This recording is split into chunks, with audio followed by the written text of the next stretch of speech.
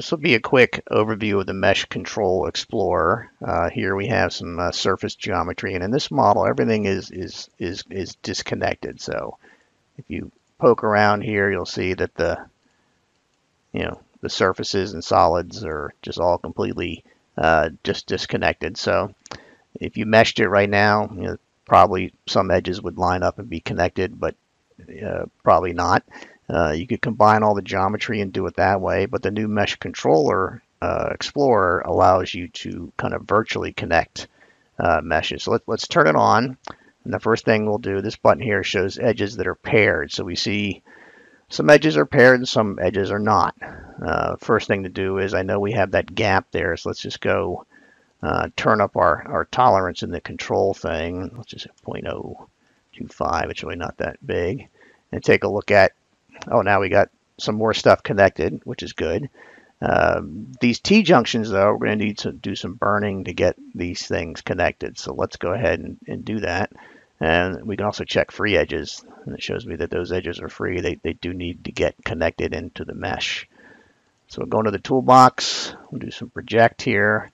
And let's pick that surface, project that curve onto it.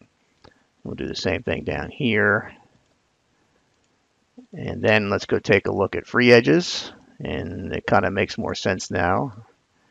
Our little ribs now have free edges where they should have free edges.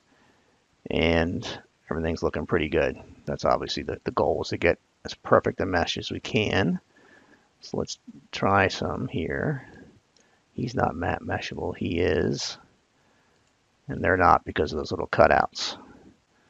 So let's go ahead, and all these guys should be matte meshable. And go down there, get him. All right, everything's meshed, and let's put a free mesh on this surface. And everything's meshed and connected. But I really want to get some really nice meshes in here, so we'll do some splits. And then let's do a point to point. And then do the same thing on the bottom. There's a point to edge, and then at the end we can do a point to point.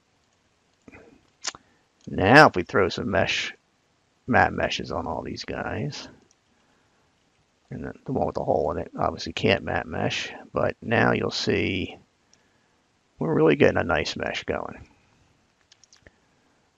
And the other thing we could do is I could do one more kind of connection here to here. We'll do point to point. And since these are all different surfaces underneath, it doesn't know who I want to split between those 2 points. So I have to tell it, unless it can find it. And then let's put a matte mesh on this one. So now you see it propagates all the way through. And the real nice thing is when I do sizing, it propagates through all those matte meshes automatically through the whole part. So you're keeping everything perfectly meshed. Looks like we got a couple triangles in here. Let's go that way. We get pretty darn nice mesh on this part.